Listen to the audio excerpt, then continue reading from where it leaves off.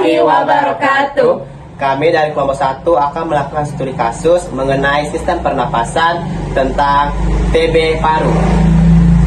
Dengan saya Adimas Fahresi dengan NIM 24140137.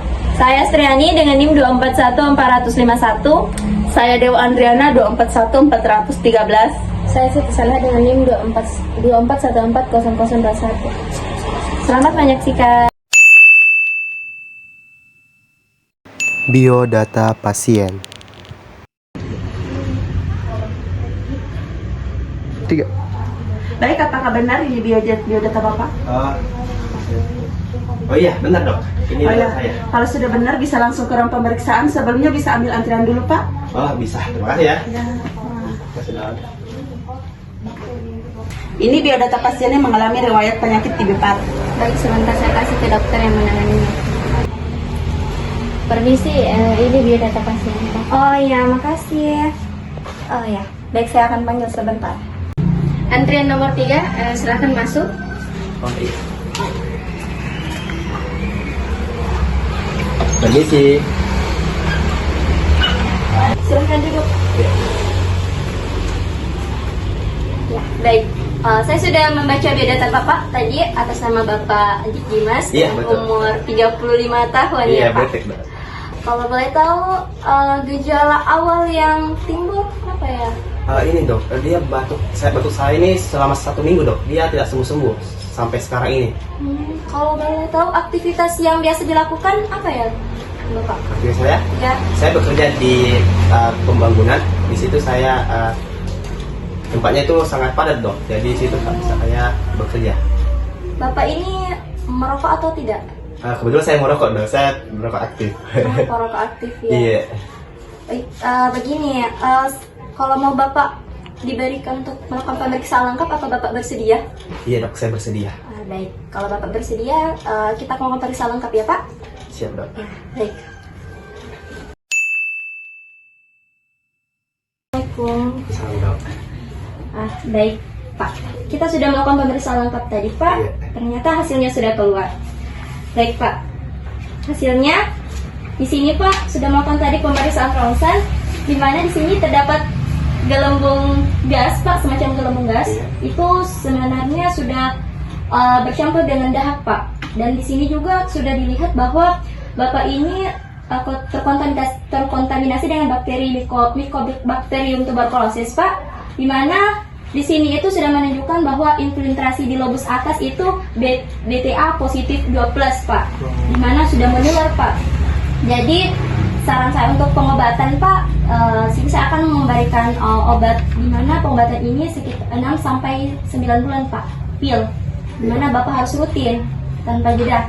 Jika Bapak tidak mengonsumsi hari ini, Bapak akan mengulang lagi pengobatannya yang awal pertama. Berarti saya kembali lagi ke sini dok. Ya, dari sini saya akan melakukan pemeriksaan rutin ya Pak, Iya dok. supaya bisa mengontrol kondisi kesehatan Bapak. Selain dari pengobatan obat-obatan, Bapak juga ada pencegahnya Pak. Yang pertama harus cuci tangan. Jadi apa-apa aktivitas yang dilakukan harus cuci tangan terlebih dahulu. Dan juga untuk melakukan kayak bersih, Bapak juga bersih itu ada etika bersihnya Pak. Di mana bersih dengan lengan atas, begini Pak. Oh iya. Ya. Dan juga Bapak juga harus kalau buang dahak jangan sembarang ya Pak. Ada sediakan satu tempat Pak minimal. Jangan buang sembarang. Dan juga pakai masker Pak, supaya tidak terkontaminasi dengan orang lain juga, supaya tidak menular. Karena penyakit Bapak ini sebenarnya sudah menular. Karena penularannya ini tuh melalui udara, jadi cepat sekali menular. Iya dok. Siap. Ya. Baik. Untuk obatnya dok? obatnya saya akan resepkan sebentar, Iya. tinggal tebus saja di apotek. Ini resep obat yang saya nanti kasih tadi. Ya, tunggu ya Pak. Iya.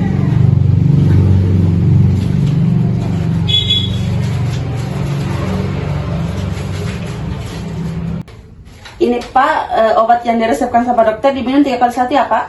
Iya. Oke. Terima kasih.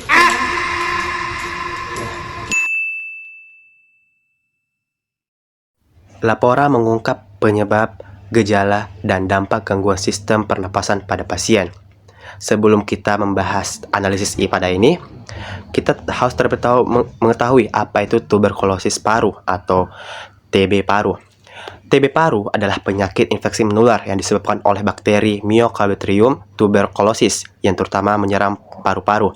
Penyakit ini ditular melalui udara, khususnya saat penderita TB batuk, bersin, atau berbicara dan mengeluarkan droplet yang mengandung kuman TB. TB paru termasuk masalah kesehatan masyarakat yang serius, terutama di wilayah dengan kepadatan penduduk tinggi dan sanitasi yang buruk. Jika tidak ditangani dengan tepat, TB paru dapat menimbulkan komplikasi serius, bahkan kematian. Nah, pada identifikasi ini, yang pertama itu ada faktor risiko. Tinggal di lingkungan padat, paparan lingkungan padat, gizi buruk, dan merokok. Yang pertama, tinggal di lingkungan padat penduduk, meningkatkan risiko penularan karena paparan langsung dan sering terdapat terhadap penderita TB. Lalu ada paparan lingkungan padat dan kumuh, menunjukkan kemungkinan rendahnya sanitasi dan ventilasi yang baik. Lalu gizi buruk, melemahnya sistem imun sehingga tubuh rentan terhadap infeksi. Lalu merusak sistem pernapasan dan memburuk kondisi paru-paru. Lalu yang kedua itu ada gejala klinis. Yang pertama itu batuk berdahak lebih dari 3 minggu. Gejala paling khas dari TB paru. Lalu penurunan berat badan disebabkan oleh infeksi kronis dan gangguan metabolisme. Lalu di situ ada demam keringat. Biasanya muncul pada malam hari, demam remittent. Lalu ada yang terakhir itu keringat malam. Gejala sistematik akibat respon tubuh terhadap infeksi. Menurut dari identifikasi hubungan, faktor risiko dengan gejala yang muncul ada beberapa faktor yang terdapat. Yang pertama ada usia, di mana orang yang lebih tua itu memiliki risiko yang lebih tinggi untuk mengalami gejala TB yang lebih parah.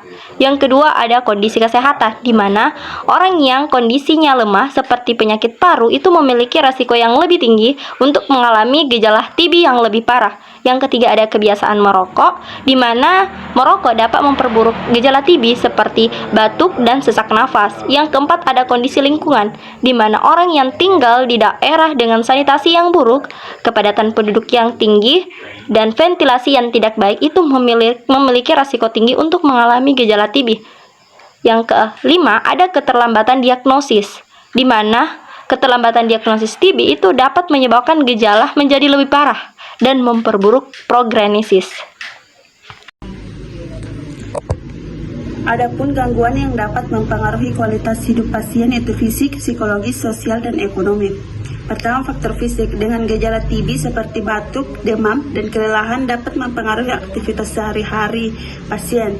Efek samping TB dapat menyebabkan masalah fisik seperti mual, muntah, dan gangguan pencernaan.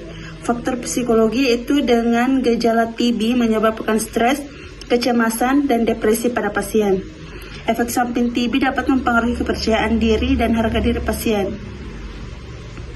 Selanjutnya yaitu faktor sosial. Dengan gejala TB bisa mempengaruhi hubungan sosial pasien dengan keluarga, teman, dan masyarakat. Efek samping dapat menyebabkan pasien TB merasa diisolasi dan dijauhi oleh orang lain.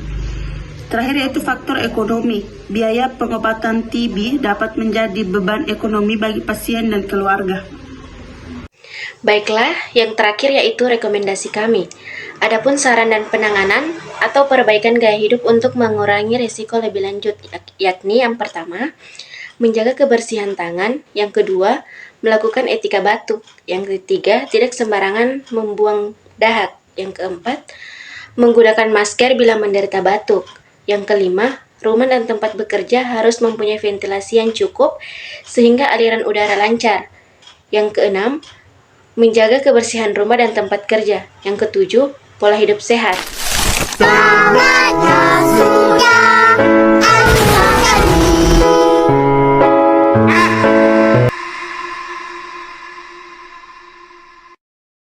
Padamu ku berserah, padamu ku berpasrah.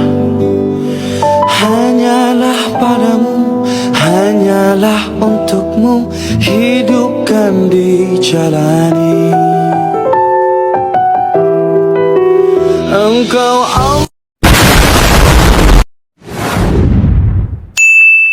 Sesi tanya jawab. Yang pertama, Nama bakteri yang menyebabkan TB paru ialah 1, 2, 3. Jawabannya adalah bakteri Mycobacterium tuberculosis.